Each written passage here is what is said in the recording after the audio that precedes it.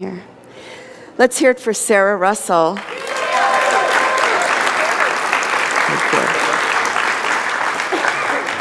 And who did our flowers this morning? Our flowers are Holly Kemery. Isn't those gorgeous? Those are gorgeous. All right. So this month we're moving into the practice of embracing the unknown. And remember, we're working with the book, The Soul of the Pilgrim. And one thing that we need in order to embrace the unknown, in order to branch out in life and spread our wings and do anything, whether it be to fly or to fall, we need to have a firm foundation underneath us, right? Because the more that we have a firm foundation underneath us, the more we can reach out and embrace the unknown and do all the things that are needed to be done by us. And some of us have been born with a firm foundation, you know, in childhood, having a loving and supportive family or a community that loves and supports you. And not everyone was given that kind of a gift of a firm foundation in their childhood. So if you are a parent or a grandparent or an aunt or an uncle or a neighbor, and you have small children in your life, know that there's a sacred task before you, and that is to help to create and to build that strong and firm foundation under our children so that they can have wings and they can fly. Without a firm foundation, we may find ourselves on shaky ground. When we don't have a firm foundation, you know, we get upset more easily. It's harder to get any traction in life. It's hard to move forward. When you know you have a firm foundation underneath you, you know, it's possible that you're willing to take more risks, that you're willing to kind of get out there and try new things.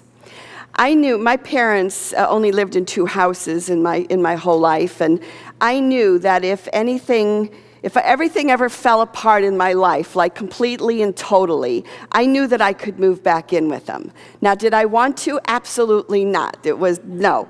But the fact that I knew that that if I fell, that they would catch me, that I could go back to their house, I think it enabled me and gave me the courage and the foundation to travel and to reach out in ways that I might not have reached out without that.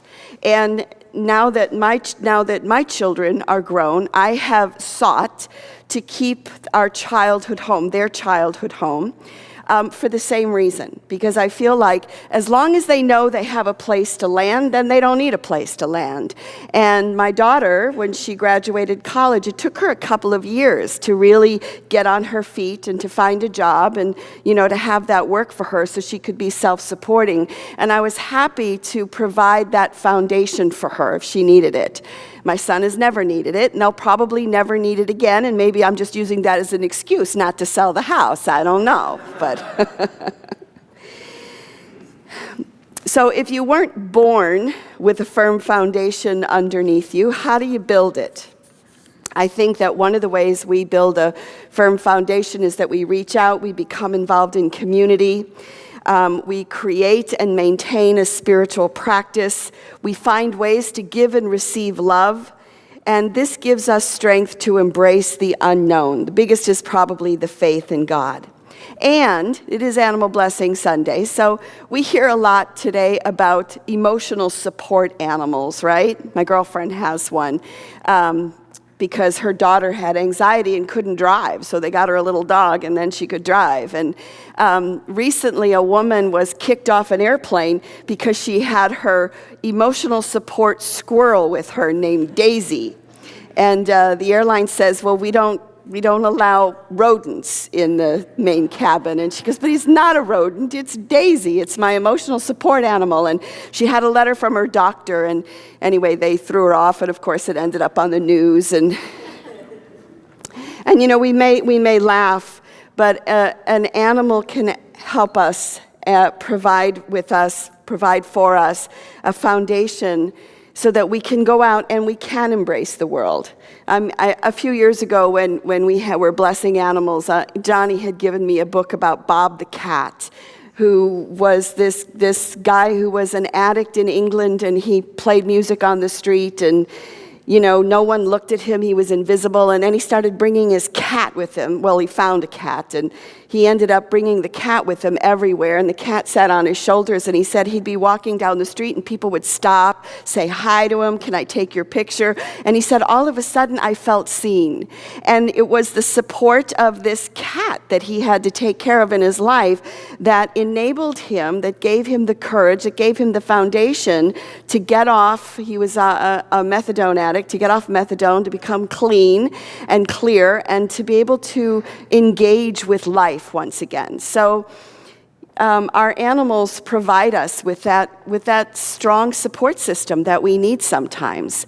I was given an emotional support animal, although that's not what we called it back then, when I was 7 years old. My dad found a cat in the garbage who had, been beaten, and its head was crooked, and its ear never grew, her ear never grew. But he gave me this beautiful little cat when I was 7 years old, and she was my constant companion, probably too much, because when I was a little girl, I didn't have dolls, I had the cat. And I dressed her in doll clothes, and I put her in a buggy, and I walked her around the neighborhood. I used to take her to the dime store and buy her new outfits, and she had a little bonnet on, and I'd hold her, and you just see this long tail coming out from under the dress, and everybody thought I owned a monkey, but it was actually my cat. But she was my lifeline. I grew up in a very chaotic family, and she and my neighborhood and God were like this foundation for me.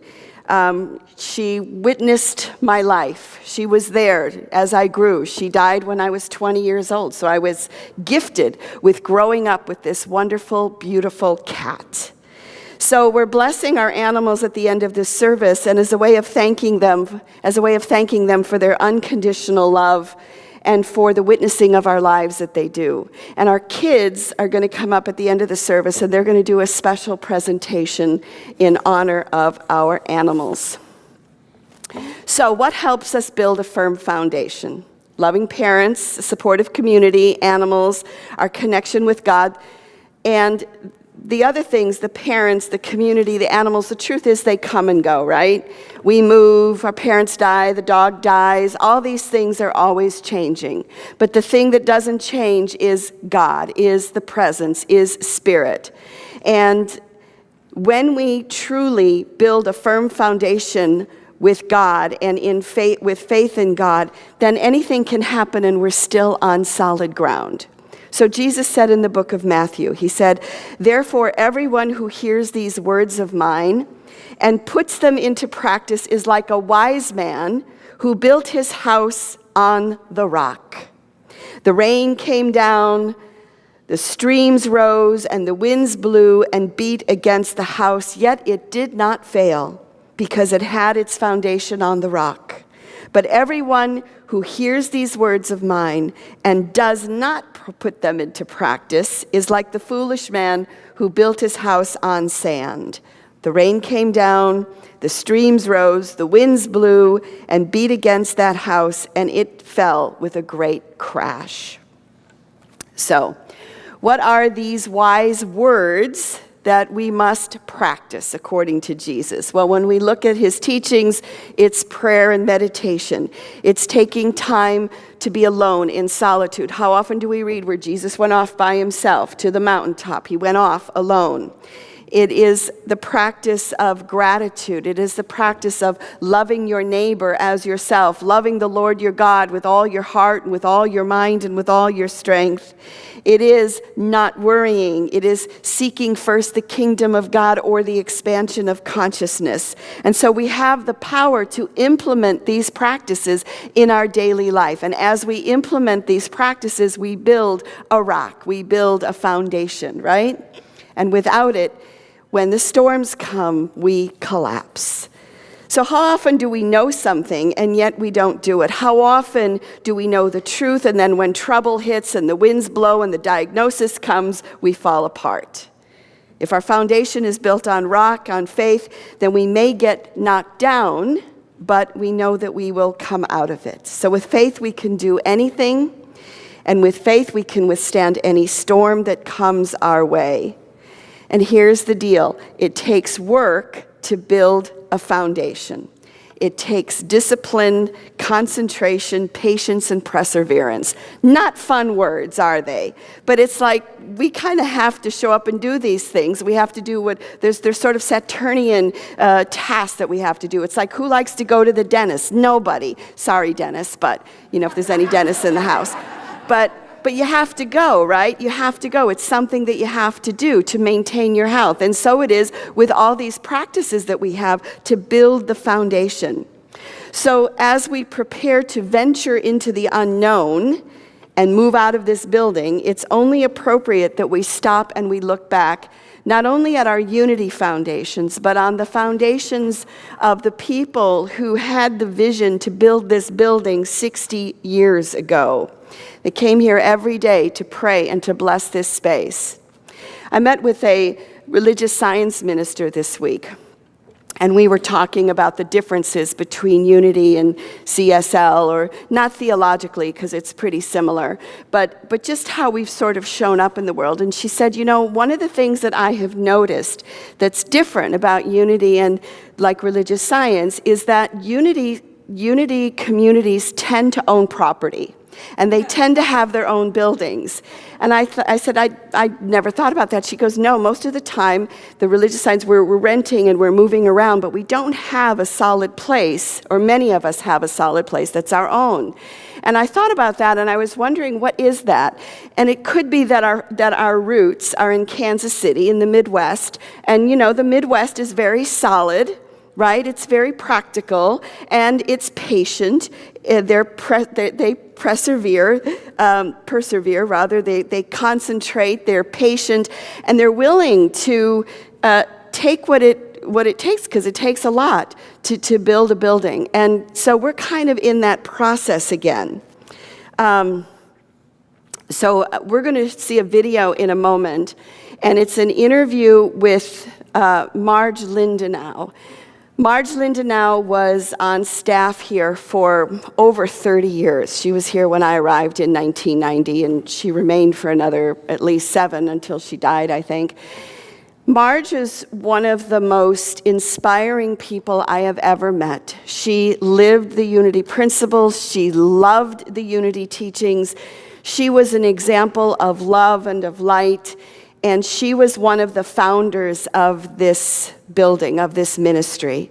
And so I want to warn you that the sound and the quality is a little rough, but kind of see her as a ghost, right? We have all these ghosts in the building. We have thousands of people in this building that have come and gone, and we want to be able to hear their voices. Donald and Dorothy O'Connor were the ministers here, and they were asked to go back to Unity Village to keep the training school back there. And so we had a new minister then, Ross and Kate Breakwell came on board. They prepared us very, very well. There was no transition in that move at all, because we welcomed our new ministers. And at that time we were going to build a new church, of course. And we did have plans for the church, but the city would not give us a building permit, because the church building was going to be too large, so that it would not be enough parking space. So at that time we decided that we would sell this piece of property. And which we put it up for sale. And in the meantime, we bought a piece of property where the Seattle Center sits right now. And we couldn't sell it for a whole year. And then the Seattle Center decided that's where they were going to build, so they bought it from us, and we made $10,000 on that move. So then we came back to this piece of property and had a new plans drawn and so forth, and so that was the beginning of our building. When we were here singing one afternoon after church, we were all singing these joy songs, and a man came from across the street and said, what are you going to build here? And Dorothy O'Connor said, we're going to build a new church. He said, what do you want to do that for? There's a perfectly good one right across the street. And so we've always loved that story, because it was a wonderful joy. There is so much that has gone on into the building of this church, and such a consecration and dedication and love and joy that it's still here. That consciousness that built this church, I feel, is still within these walls. That's what everyone feels when they come into here. As we begin to see the structure go up. We'd come down and the staff would come, at least once a week we'd come down and walk on the scaffolding, walk on the planks, and we'd go, this is the room that's going to be this, and this is where the chapel will be, and this is where, and we'd bless each of those spots and each of those areas. And all the time we were building it, we went to the chapel, and Dorothy's dream was that chapel would be so impregnated with prayer that anyone that walked into there would feel that presence there. And we held when it was built, we held our prayer times there every morning at 9 o'clock and every noon at 12 o'clock, and the staff was required to be in there for our daily word and our time of prayer. And every room, we'd even go into the closet and bless that room for the coats that would be hanging there, and for the book counter, and every single room in this building.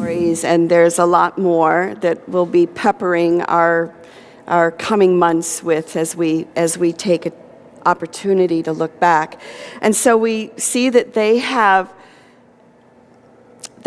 created a firm foundation for us so that we could worship here, so that we could study the truth together, so that this place becomes magical in a way. I ran into a woman Thursday after the board meeting who was taking a yoga class, and she said, I grew up in this church, and I would meet my grandmother here every Sunday. And, the weddings and the funerals that have happened here, and how connected she is with this place. And there's thousands of people that have had that experience. So my prayer is that we follow in the footsteps of our founders as we go through this change, as we go through this experience, that we bless it, that we do it with intention. Because this is a place that we have congregated for 60 years. Again, it's given us a place to practice prayer and meditation and gratitude and expansion of consciousness. And this building has helped us build a strong spiritual foundation, not just us, but thousands of people over the years, so that when the rains come and the waters rise and the diagnosis is given, that you will not fall because you have built your inner house on a rock, on the rock of faith and the rock of God. So I'd like to close. We don't need the musicians. I just want to close with a short prayer for our building. So I invite you just to become still. We are engaged in a creative process that blesses future generations. Seattle Unity's building project is unfolding with grace and ease and in a timely manner. It is on schedule and under budget. It is divinely guided. The perfect people are in the right leadership positions to shepherd this process. The board of trustees and the congregation are helpful, loving, generous, supportive, and centered in spirit. We do affirm this. We do know this in the name and through the power of the living Spirit of truth, and it is so. Amen.